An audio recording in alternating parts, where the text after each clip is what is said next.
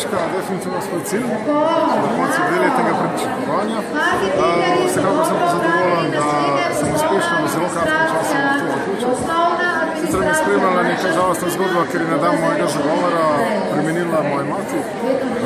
Pa sem tudi v uvodnem nagovoru, v uvodnem zapisu tudi zapisal, da je magistrska naloga namenjena njej, ker je bila vedno v pomoč in podporo. Zagotovo bi bila danes izjemno ponosna na vas. Zagotovo je, bi lahko rekli, ne? Če verjamem, v nekaj več življenja. Zagotovo, v življenju moramo verjeti v nekaj več, v nekaj drugačnega. In jaz mislim, da to tudi odločitev za magisterij, ne odločite se vsi za magisterij. Zakaj ste se vi odločili za magisterij?